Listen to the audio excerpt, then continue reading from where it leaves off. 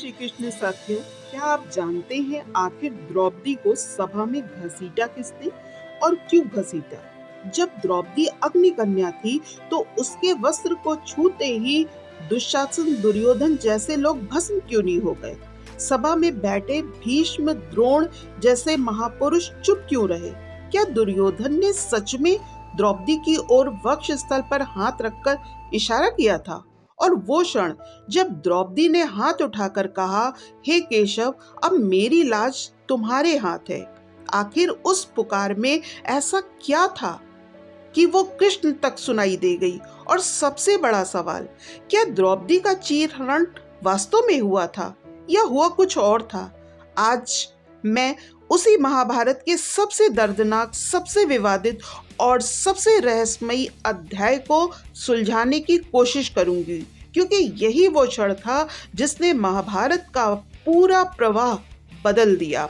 हस्तिनापुर के राजमहल में उस दिन कुरु वंश का भविष्य दांव पर लगा था। युधिष्ठिर, धर्मराज सत्य के प्रतीक, किंतु पासों के खेल में अदृश्य धूर्त चालों को नहीं पहचान सके। सामने बैठे थे शकुनी, दुर्योधन के मामा, जो पासों को मंत्रों से सिद्ध कर चुके थे।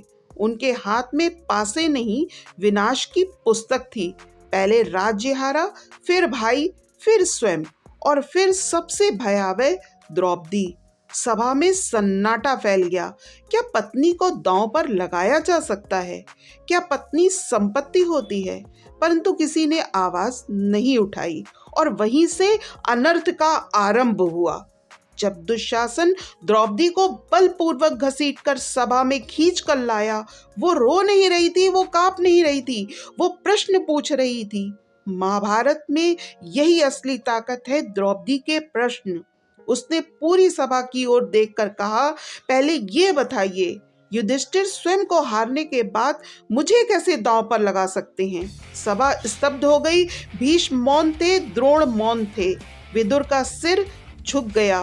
द्रौपदी ने फिर पूछा, क्या पत्नी पति की दासी होती है? पूरा राजमहल हिल उठा। महाभारत में पहली बार किसी स्त्री ने ये प्रश्न खुले रूप में किया था, लेकिन सत्ता के मद में डूबे दुर्योधन ने न तो प्रश्न सुना और न ही वेद की मर्यादा। दुर्योधन ने द्रौपदी को देखकर अपने जंघा पर हाथ मारा और कहा, आओ द्रौपदी, यहाँ बैठो। भीम की मुट्ठियां कांप उठी, अर्जुन की आंखें लाल हो गईं, कर्ण तक असहज हो उठे, किंतु दुशासन, उसके भीतर तो पशु प्रवृत्ति जागृत हो चुकी थी। वो उछला और द्रौपदी के वस्त्र को पकड़कर खींचने लगा।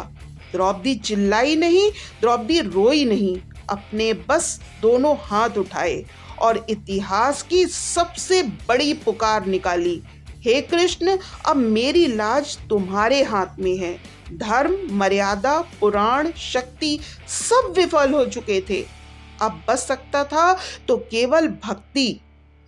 द्रौपदी ने अपने लहराते केश खोले, सिर झुकाया, आंखें बंद की और कहा, हे श्याम सुंदर, तुम ही मेरे स्वामी हो। आज मेरी रक्षा तुम ही कर सकते हो। कहा जाता है उसी क्षण द्वारिका में बैठे हुए कृष्ण अचानक खड़े हो गए। उनके हाथों से रत्न जड़ित पात्र गिर गया, क्योंकि द्रौपदी ने पहली बार पूरी तरह स्वयं को कृष्ण को समर्पित कर दिया।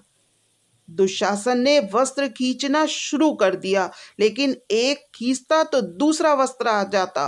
वो खींचता रहा और कपड़े बढ़ते गए। सभा में सबके चेहरे पर भय उतर आया। भीष्म जैसे महापुरुष ने कहा, ये चमत्कार नहीं, ये धर्म की रक्षा है। द्रौपदी के वस्त्र का अंत ही नहीं आया। दुशासन थक कर गिर पड़ा। ये वही क्षण था जिसने कौरवों का अंत लिख दिया, क्योंकि उसी समय भीम ने प्रतिज्ञा की, दुशासन, युद्ध में मैं तेरा वध करूंगा और तेरे ही रक्त से द्रौपदी के केश धोऊंगा। द्रौपदी चुप थी, पर उसकी चुप्पी गर्जना थी। पहली बार हुआ था कि एक स्त्री ने पूरी सभा को पराजित कर दिया।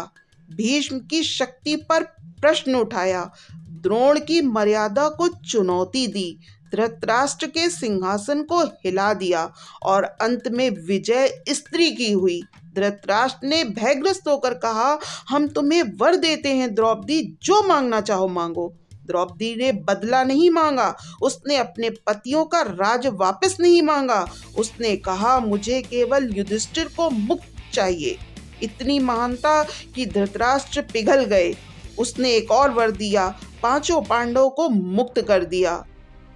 कई लोग सोचते हैं कि द्रौपदी सिर्फ एक पीड़ित स्त्री थी, लेकिन महाभारत में द्रौपदी एक शक्ति है। वो अपमानित हुई परंतु टूटी नहीं। वो रोई पर हार नहीं मानी। वो भिखारिन नहीं, वो धर्म की आवाज थी। जिसने पूछा सभा में चुप रहने वाले, क्या ये धर्म है? उसी एक घटना ने पांडव के हृदय में आग भर दी। उसी घटना ने कौरव का नाश निश्चित कर दिया। उसी घटना ने महाभारत का केंद्र बदल दिया। कई लोग पूछते हैं, कृष्ण ने दूर से कैसे चीर दिया? क्योंकि ये केवल वस्त्र नहीं था, ये कृष्ण का आशीर्वाद था। जब मनुष्य अपनी सामर्थ्य से लड़ता है, हार सकता है, लेकिन जब मनुष्य स्वयं को पूर्ण रूप से ईश्वर को समर्पित कर देता है, तब चमत्कार होता है। द्रौपदी का चीरहरण कृष्ण के चमत्कार का पहला अध्याय नहीं था, ये भक्ति की शक्ति का प्रमाण था। द्रौपदी ने उस दिन हार कर भी जीत ले ली, कौरव जीत कर भी हार गए।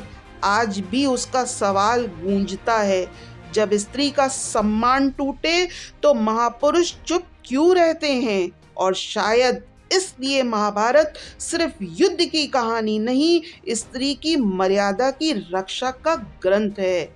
साथियों, अगर मेरे द्वारा सुनाई गई ये कहानी आपके हृदय को छू गई हो और आप ऐसे ही और वीडियो देखना चाहते हो, तो मेरे चैनल छोटी सी आशा को सब्सक्राइब कर लीजिएगा। इस वीडियो को ज़्यादा से ज़्यादा लाइक और शेयर कर दीजिएगा। इसके लिए आप सभी का बहुत बहुत आभार।